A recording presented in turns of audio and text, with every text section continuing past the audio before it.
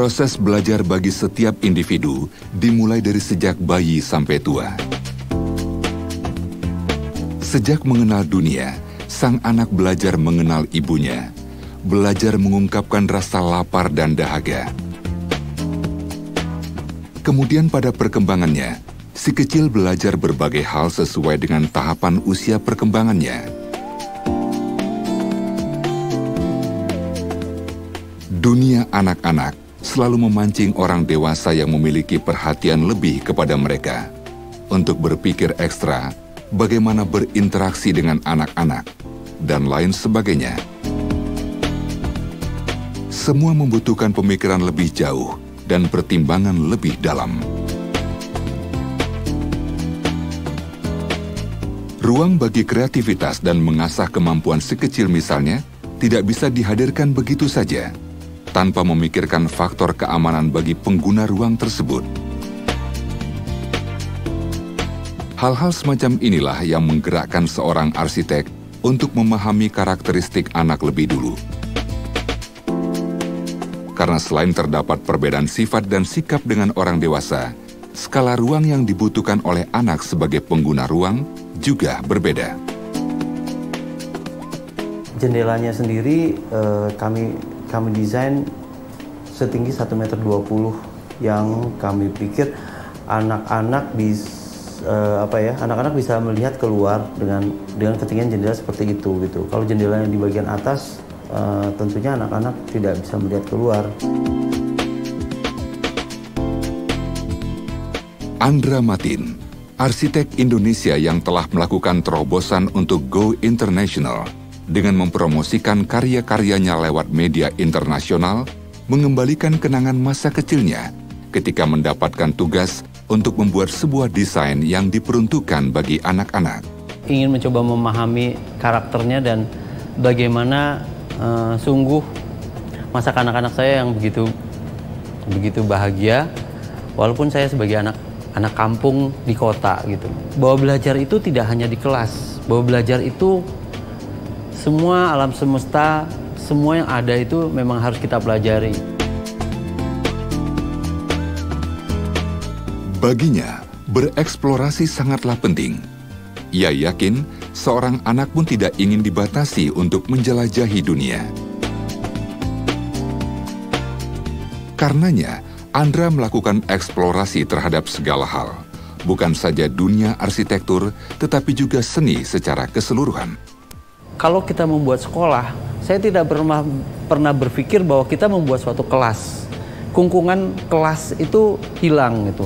Yang saya akan lakukan bagaimana membuat dunia anak-anak seluas-luasnya, sebebas-bebasnya, yang memang ada suatu tempat berteduh di mana mereka kalau kepanasan mereka bisa masuk ke dalam, tapi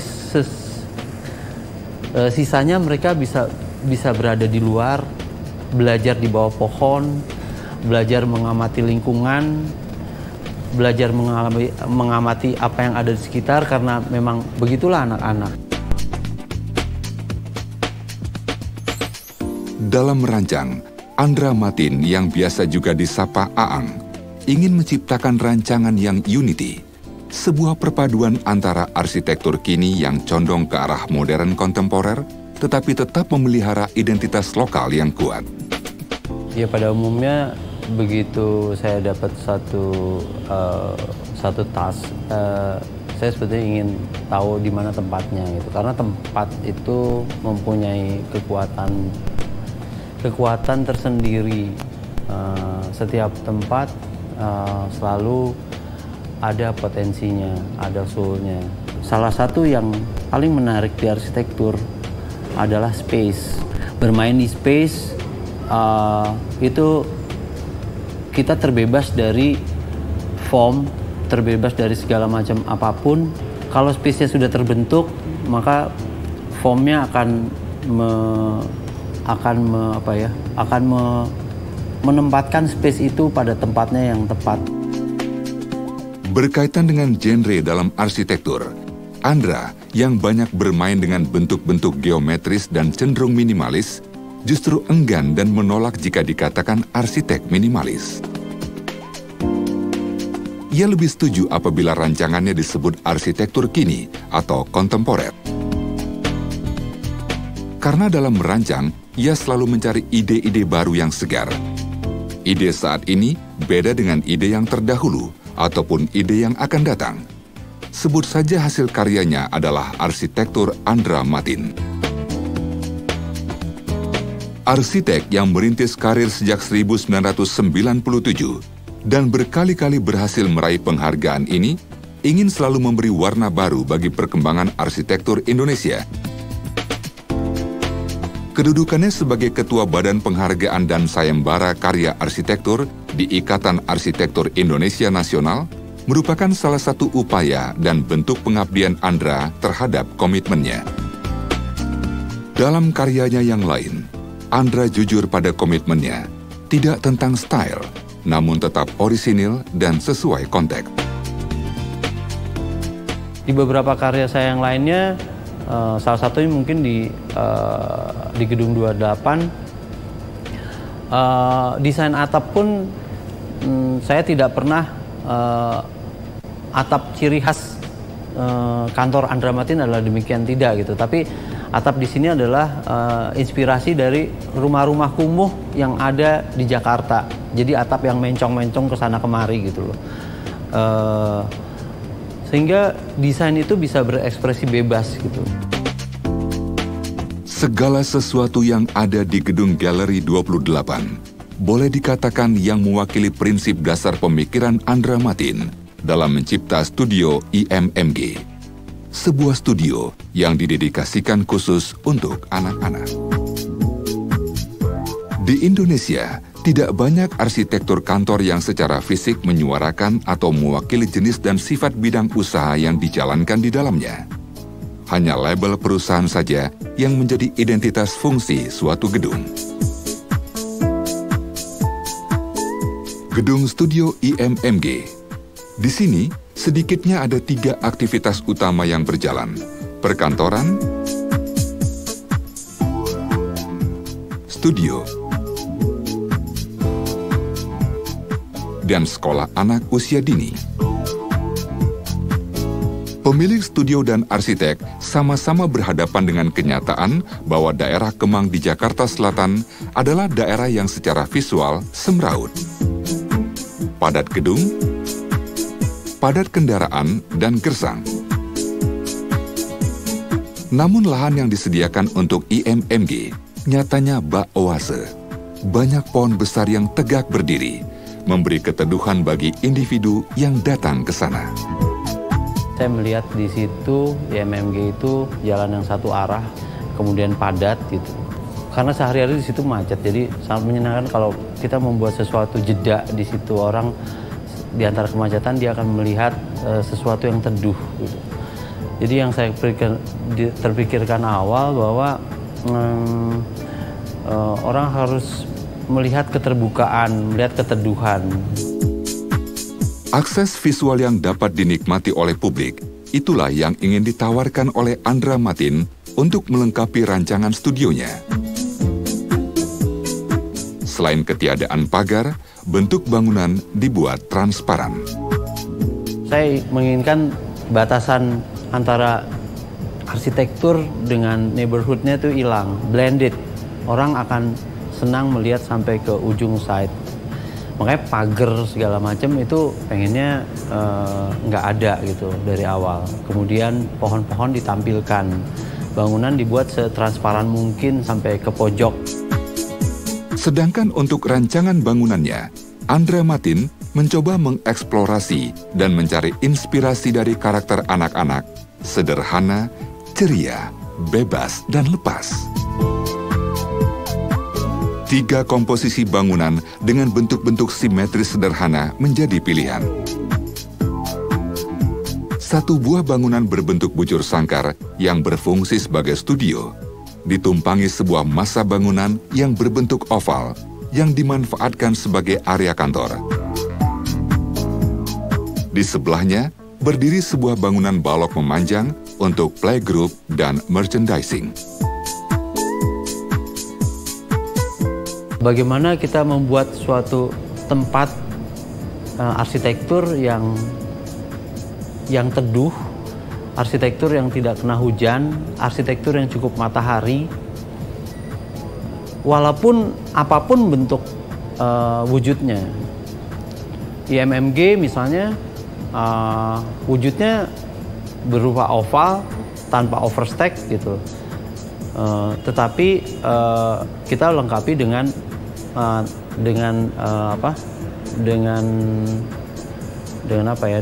sesuatu yang mungkin teknis karena itu kantor gitu. Tetapi di bagian bawahnya sebetulnya itu cukup teduh dan kalau dibuka itu sebetulnya bisa semuanya terbuka tanpa pendingin udara buatan. Sekali lagi, Andra mencoba menyelami tingkah pola anak-anak. Jendela-jendela dekoratif dibuat dengan berbagai bentuk menyerupai permainan anak. Gelembung atau bubble, sehingga kesan yang hadir di jendela tampak lebih playful, bergerak dan berproses. Permainan bentuk oval, bujur sangkar dan kotak, kemudian digabungkan dengan rasa melayang, mengingatkan kita kembali akan sesuatu yang ringan seperti gula kapas, balon, dan awan. Kami antisipasi dengan cermin.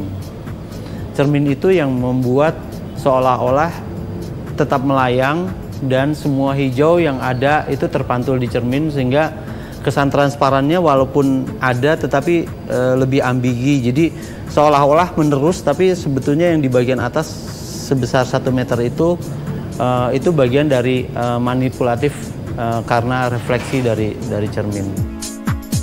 Penggunaan atap yang berfungsi untuk menaungi bangunan dari sengatan sinar matahari tidak diterapkan pada studio IMMG. Untuk mengantisipasi panas, Andra Matin membuat kolam-kolam tipis berisi air di bagian atap. Selain itu, ia pun menghadirkan beberapa tingkap cahaya atau skylight agar cahaya alami bisa tembus hingga ke bagian dalam gedung. Selain efektif untuk mengurangi panas bangunan di bawahnya, skylight dengan riak-riak air menghadirkan sensasi dan efek visual yang berbeda.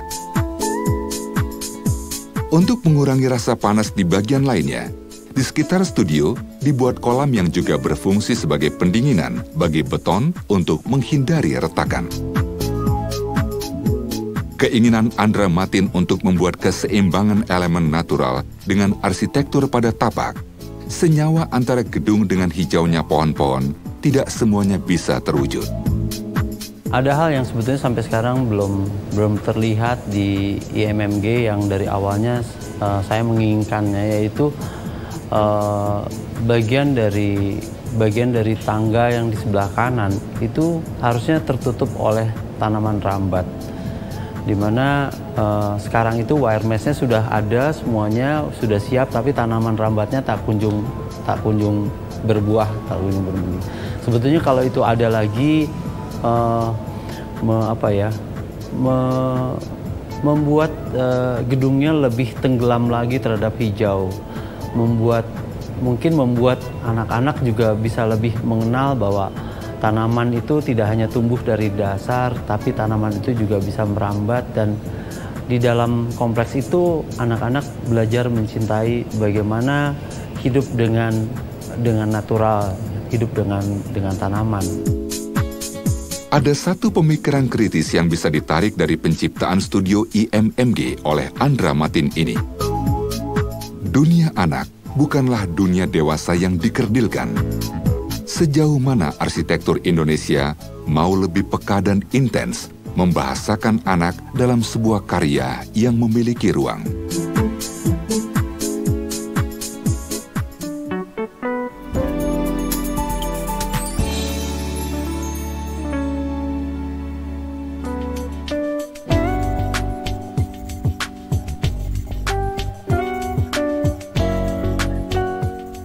Andra Matin ternyata bukan hanya berani bereksperimen untuk ruang luar, tetapi ia pun menerima tantangan untuk merancang interior ruang.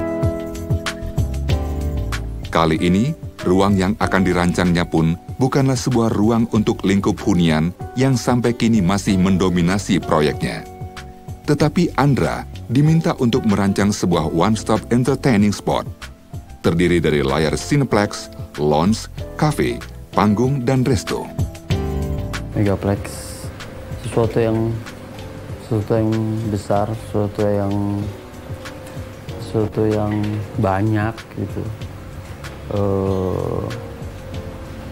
Yang megah. Mungkin ya secara harfiah artinya seperti itu. One stop entertainment, ya kalau kita datang ke situ kita bisa mendapatkan banyak hal dengan sekali datang. Jadi tidak hanya mungkin menonton, tapi juga banyak hal yang bisa kita dapatkan gitu. Mau makan, minum, chatting, ketemu sama teman, segala macam lah. Jadi kamu nggak perlu kemana-mana lagi, cukup ke satu tempat itu aja. Meski penugasan perancangan Blitz Grand Indonesia ini adalah untuk kedua kalinya setelah Blitz Bandung, bukan berarti rancangan ini bisa dikerjakan dengan tanpa kendala. Ia ingin menghadirkan suatu konteks urban yang bisa menarik dan terlihat tidak hanya dari dalam saja. Lebih luas lagi, orang yang berada di luar bisa menikmati suatu suguhan atraktif dan akhirnya tertarik untuk masuk. Perancangan dari mulai ide dasar sampai ke presentasi awal itu mungkin sekitar 10 hari. Nggak terlalu lama. Kami berembuk bersama-sama di dalam satu tim yang cukup kompak untuk melihat bagaimana merencanakan sesuatu yang di ruang yang cukup besar. Karena ini mungkin proyek kami besar yang pertama, dan itu di interior. Saat Andra mempresentasikan rancangannya, pemberi tugas sangat terkesan dengan ide awal yang disajikan. Kelengkapan ruang sebetulnya mungkin sudah bagian dari keinginan atau term of reference dari pemilik. Tetapi yang kami wujudkan adalah sebetulnya bagaimana mengekspresikan frase itu ke dalam satu bentuk wujud fisik yang menarik. Kita bisa mendapatkan sesuatu yang baru, pengalaman baru, experience baru. Di bagian lantai ke-8 dari kawasan elit ini, pemberi tugas menginginkan adanya ruang spesial sebagai alternatif hiburan warga kota. Spesifik kaum muda, dengan bioskop sebagai muatan utamanya. Andra Matin menerjemahkan kaum muda sebagai orang yang imajinatif dan dinamis, sehingga desain yang ditampilkan pun harus sederhana, tetapi sesungguhnya membangkitkan imajinasi. Bentuk-bentuk yang mungkin orang bilang agak aneh, agak ganjil, ada odd gitu ya. Jadi bentuk lengkung, bentuk oval, kayak dibilang ada beberapa yang bilang itu mungkin kayak spaceship, ada yang bilang macam-macam lah gitu. Tapi intensinya adalah supaya membuat sesuatu yang shocking, bukan dari warna, bukan dari detail, tapi sebetulnya dari keseluruhan yang holistik. Dalam merancang ruang di dalam ruang seluas 8.801 meter persegi ini, Andra ingin menampilkan area yang nyaman bagi pengunjung. Oleh karena itu, ia lebih memilih garis lengkung dibanding garis lurus. Selain itu, dengan garis lengkung, Andra ingin mempercantik tampilan dan mewadahi fungsi bioskop yang bisa menyajikan beragam film dari genre apapun. Kendala lain muncul pada saat perancangan. Bagaimana mengisi space yang memiliki ketinggian di atas rata-rata kurang lebih 3-3,5 kali lebih tinggi dari ruangan lain. Mengisi space yang begitu besar, sebab kalau itu kosong akan kita kehilangan lost space di situ. Jadi kita menginginkan sesuatu yang intim. Jadi kalau harus ada sesuatu. Yang ketiga, harus bisa membantu secara akustik untuk mereduce gema di dalam ruangan yang besar itu. Di samping itu juga mungkin membantu juga menurunkan heat, di mana di atasnya itu berupa skylight. Nah, dengan demikian kita mencari bentuknya bukan gepeng, tapi sesuatu yang mempunyai volume. Nah, volumenya itu digantung, kemudian sebetulnya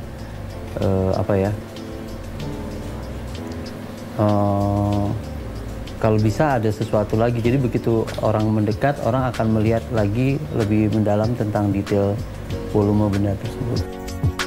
Keberadaan aksesori menggantung menyerupai kon ice cream yang transparan, terbuat dari baja ringan, meski volumenya besar, berhasil mengalihkan perhatian, menghangatkan suasana, serta mampu mengurangi gema ataupun gaung.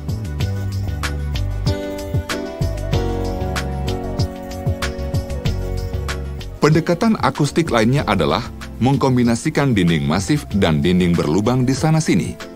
Mengingat sarana lounge juga dihadirkan sebagai alternatif fasilitas. Jadi, ketika pengunjung memasuki Blitz Megaplex Grand Indonesia, hall besar yang menembus sampai ke skyline akan menyambut. Hall tersebut digunakan untuk kafe dan tempat untuk duduk. Setelah itu, pengunjung dapat memasuki ruang yang dibatasi oleh garis lengkung. Di sana, pengunjung dapat memesan tiket, memasuki area Cineplex ataupun area entertain lainnya. Sebuah eskalator diletakkan membelah hall untuk menuju mezanin. Inspirasi bahwa Grand Indonesia terletak di daerah Hotel Indonesia yang menyebabkan kami mengambil warna merah putih untuk dasar dari Blitz Megaplex. Dengan warna yang sangat sederhana, putih menjadi suatu background yang netral, merah menjadi sesuatu yang shocking. Saya rasa itu sudah cukup dengan dinamika manusia-manusia urban yang memang ada dan akan datang di situ. Andra Matin tetap terus akan bereksplorasi dan berpegang teguh pada apa yang diyakininya benar. Biar masyarakat yang menilai. Harapannya, hasil karyanya bisa memberikan kepuasan pada pengguna dan penikmat seni arsitektur. Saya percaya bahwa sebetulnya form yang sederhana, esensial, itu membuat arsitektur menjadi arsitektur yang benar dan akan menjadi indah.